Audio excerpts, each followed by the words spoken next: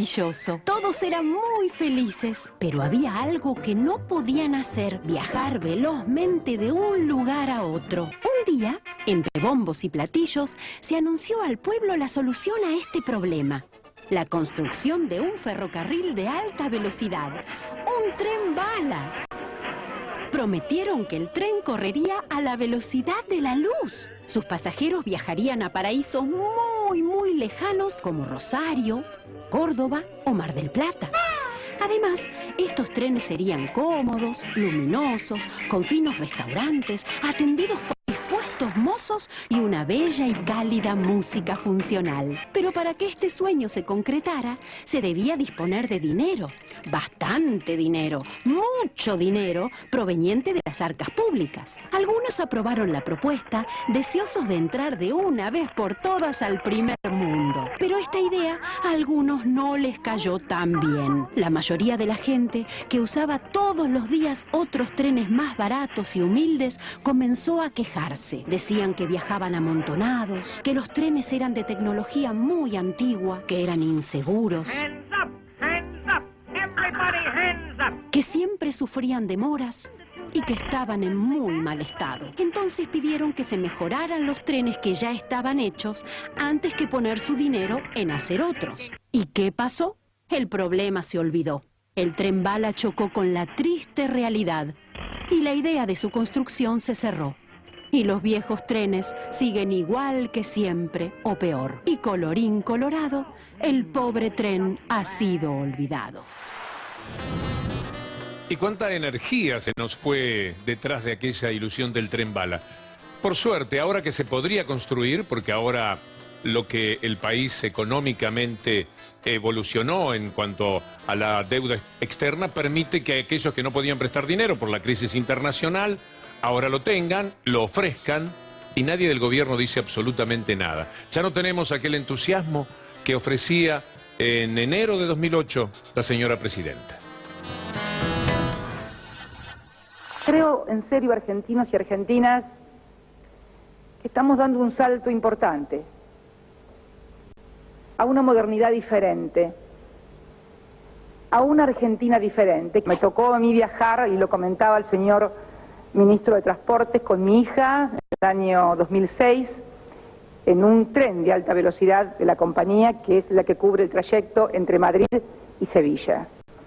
Realmente les puedo asegurar de una tecnología impresionante y además de una practicidad, porque en definitiva uno accede en el centro de la ciudad, en una estación de trenes, tiene que llegar solamente un minuto antes de que parta del andén, como ustedes lo saben, cualquier tren. Mi hija, Florencia, que como ustedes saben es patagónica y tuvo el avión como instrumento de transporte desde muy pequeña, me decía que le parecía mucho mejor y más atractivo y más cómodo viajar en avión. Ahora lo de las compañías de aviación me van a matar después de toda esta suerte de marketing que le estoy haciendo a los trenes, pero lo cierto es que además el viaje en tren tiene aditamentos, digamos, de disfrute personal, por lo menos, y de casi romanticismo también diferente a los que puede tener un avión. Y cuando hablo de romanticismo hablo en el verdadero y estricto sentido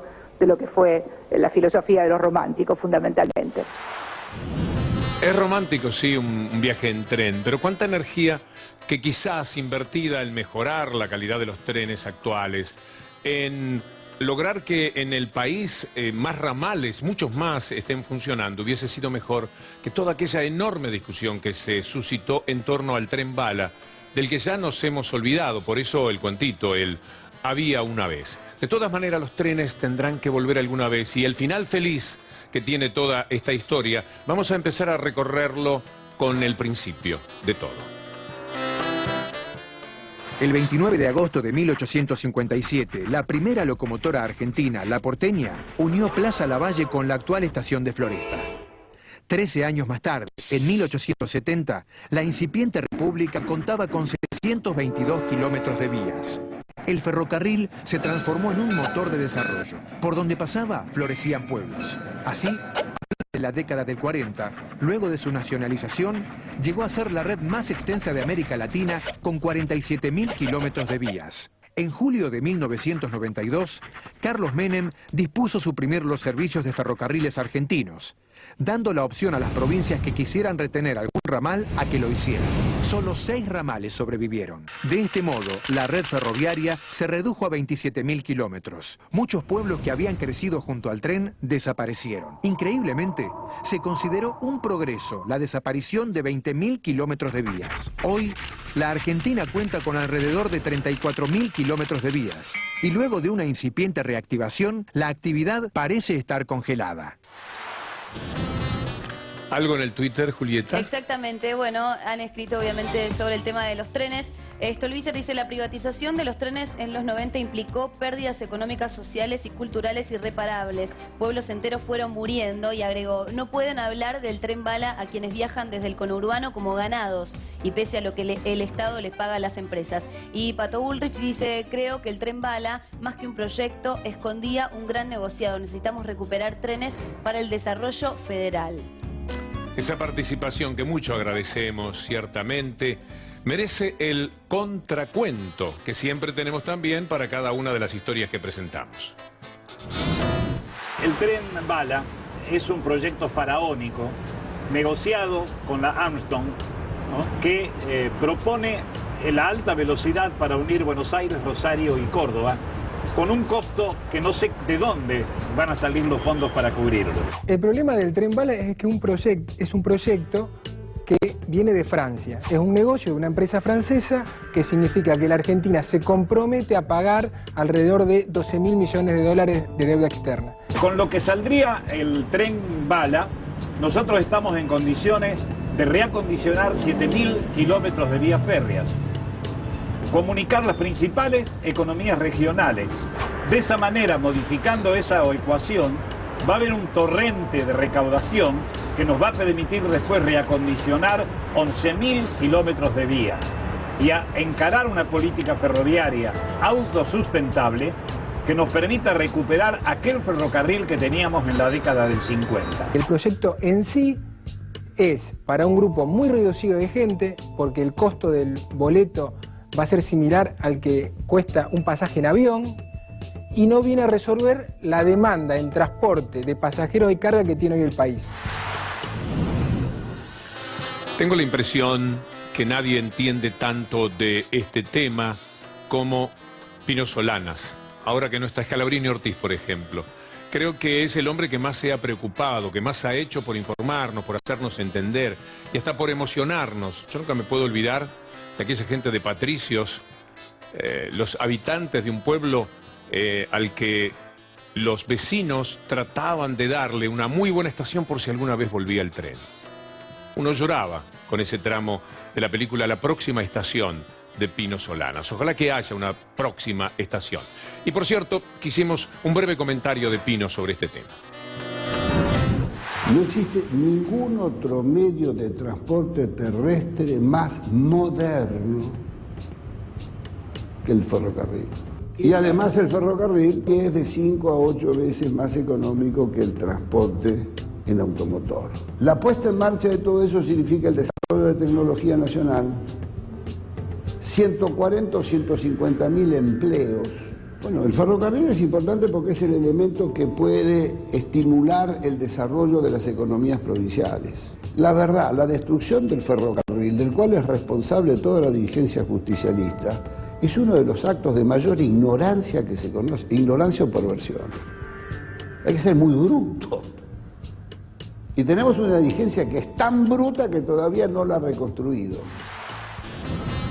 Andando por la provincia de Entre Ríos la semana pasada, con un saludo muy especial a Concordia, a Paraná, inolvidables lugares, y con el gusto de ver cómo la Ruta 14 está quedando fantástica y dentro de un año me daré el gusto de volver a Concordia y ese lago increíble, antes de la represa, por supuesto, con unos lugares entrañables y muy queribles, pero muy difícil ir por la 14 tal como está ahora. Parece que va a quedar fantástica para el año que viene. Y andando por Entre Ríos supe algo que me emocionó muchísimo. Claro, uno dice a lo mejor es por la historia que tiene el gobernador Urribarri en cuanto a trenes. Resulta que el gobernador creció en una estación de trenes, en Arroyo Barú. En ese pequeño pueblo su papá era jefe de estación, vivía en la estación, en la casa de la estación. Y ha sufrido mucho, naturalmente, como todos los que amamos los trenes, la fascinación que tiene el viaje en tren. Entonces, ha empezado, y ojalá que le vaya muy bien, a recuperar distintos tramos para poder viajar en tren.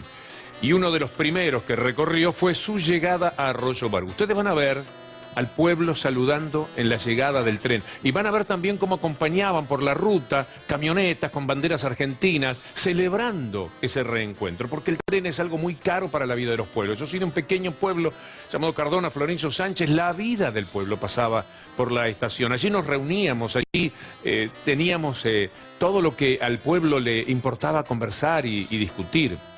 Así que prepárense para la pequeña emoción de ver la llegada del tren a ese lugar perdido en el mapa a los habitantes de Arroyo Barú, del pago natal del gobernador Urribarri, que a partir de Arroyo Barú ojalá que empiece a trazar todas las líneas que permitan que Entre Ríos sea una de las primeras provincias en recuperar el tren.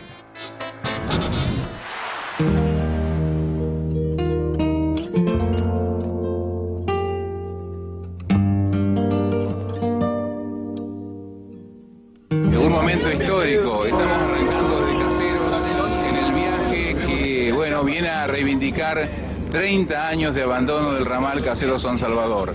Con el coche motor Matterfeld, conducido por Oscar Aba, estamos justamente ingresando al viejo ramal Caseros-San Salvador para hacer un recorrido de 70 kilómetros y llegar en 3 horas aproximadamente a Arroyo Barú. Hasta el sonido de la máquina y su anuncio de llegada nos trae un cierto romanticismo. Esperemos y seguiremos, por cierto, en estos temas. Julieta, ¿qué dicen nuestros amigos en el Twitter? Hay muchos twitters. Bueno, Pato Bullrich dice, estuve hace poco en Jujuy, el primer tren de altura en la Puna de finales del siglo XIX. Recuperar ferrocarril es prioridad.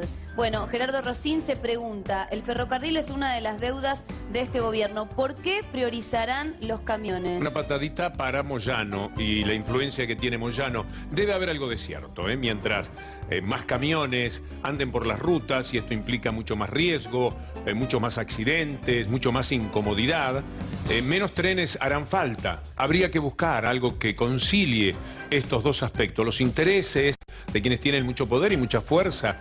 Quizás él puede decir, sí, pero los trenes los sacaron en los 90, no hemos sido nosotros, pero la recuperación de los trenes, y ni hablar cuando se mencionaba el tren bala, podría tener también alguna prioridad en la búsqueda de la recuperación del tren como tal.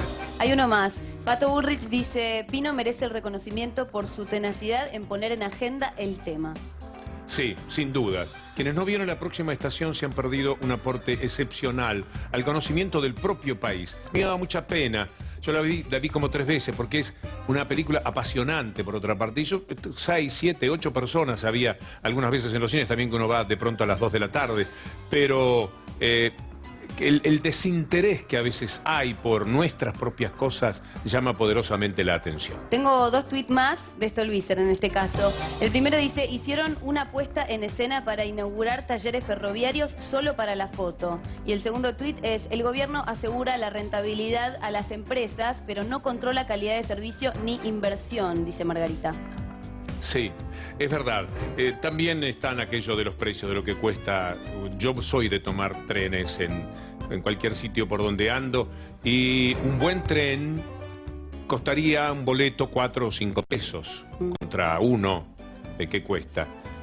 Para pagar 4 o 5 pesos un boleto habría que ganar mínimamente 7 o 8 mil pesos, es decir, la relación de las cosas tendría que ser eso.